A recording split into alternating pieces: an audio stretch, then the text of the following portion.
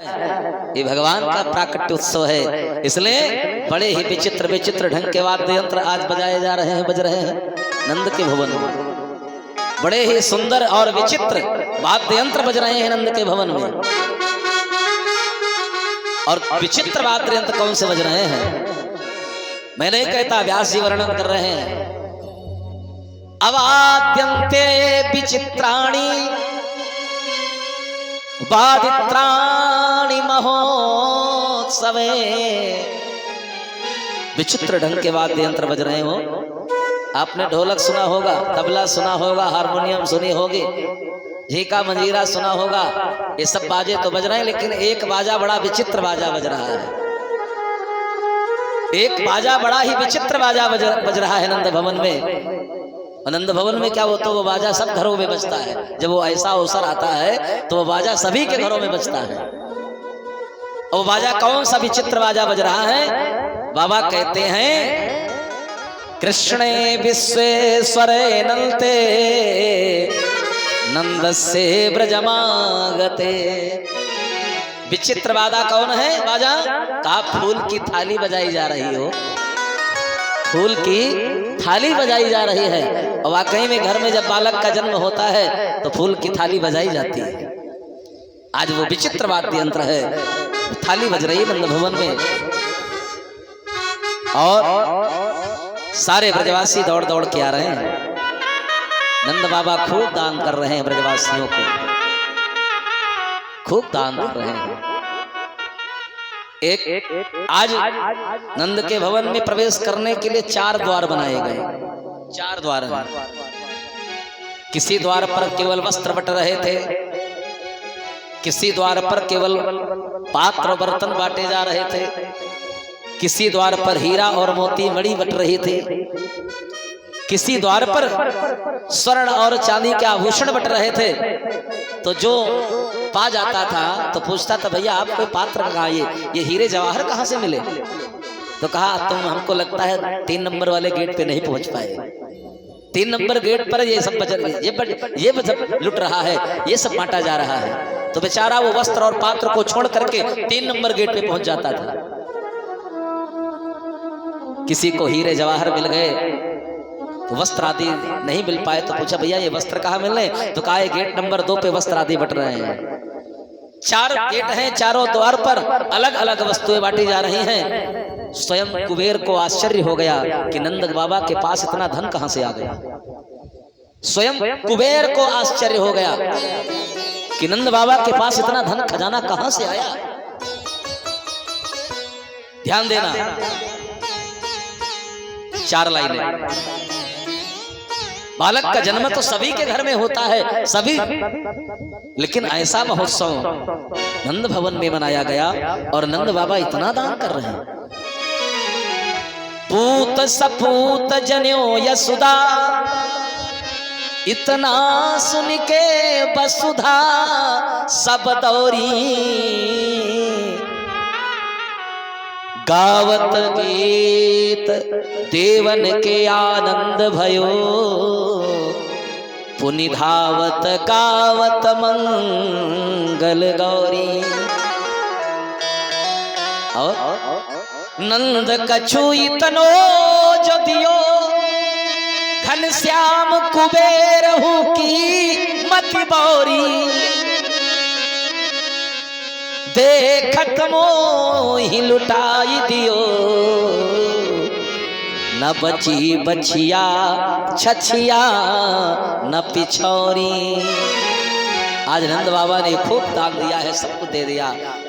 आज नंद बाबा के पास कुछ नहीं घर में बचा। वो सारे ब्रजवासी और सब यही गा रहे हैं। क्या गा रहे हैं?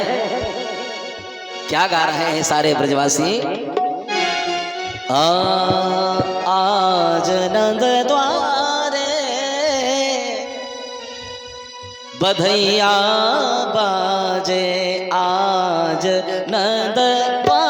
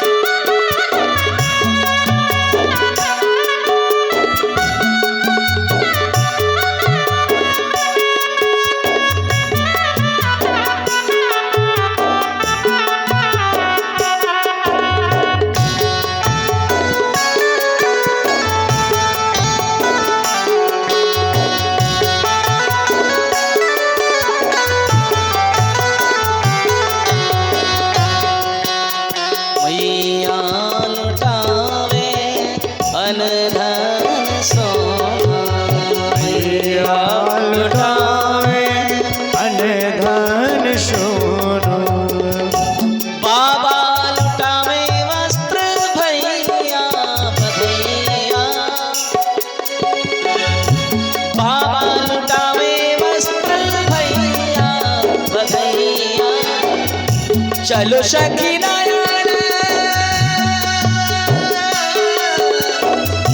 चलो सखी नयन सफल करी आवे, चलो सखी नयन सफल करी आवे, बाबा की अंगनैया बधैया बाजे आज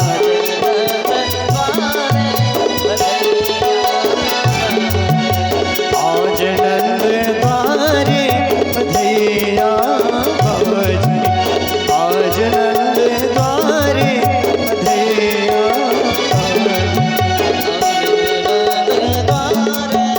बधैया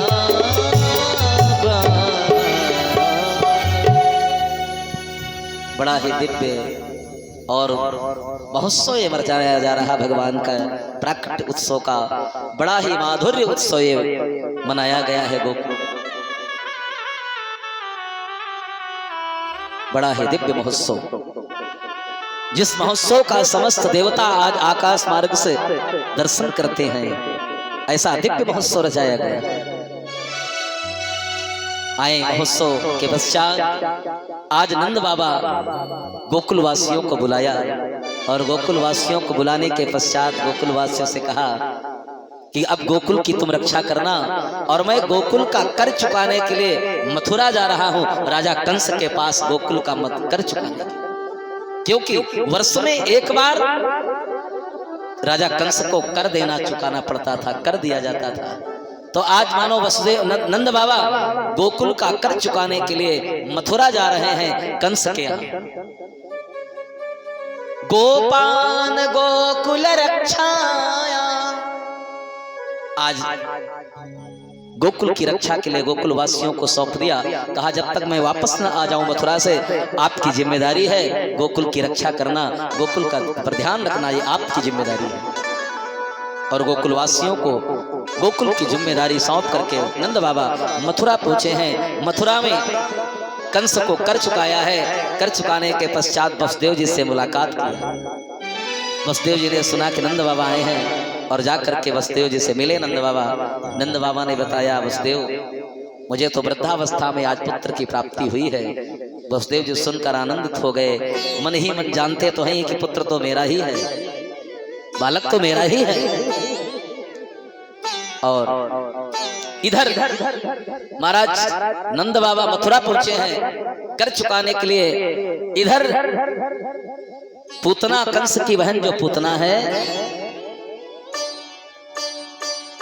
आज पूतना अपने भाई कंस को बहुत दुखी देखा, बहुत दुखी देखा, तो पूतना आ गई कंस के पास, कहा भैया आप बड़े दुखी हैं, किस लिए? कंस ने कहा बहन, आकाशवाणी ने देवकी के 8वें लाल को बताया और 8वें लाल के जगह पर बेटी का जन्म हुआ देवकी से, और वही कन्या ये भी बता रही कि तुझे मारने वाला कहीं जन्म ले चुका है, तुझे मारने वाला कहीं जन्म ले चुका है। पूतना ने कहा भैया आप चिंता न करें, मैं तो मायावी हूं, मैं तो मायावी हूं। आज के 6 दिन पास पड़ोस के क्षेत्र के गांवों में मैं घर घर जाकर पता करूंगी, जिन बालकों का जन्म हुआ होगा मैं उनका वध कर दूंगा। आज के 6 दिन पहले जिन पास पड़ोस के गांवों में, के क्षेत्र के गांवों में जिन बालकों का जन्म हुआ है मैं उनको मार दूंगी। और पूतना, सज्जनों, कंस की आज्ञा प्राप्त करके पूतना चल पड़ी।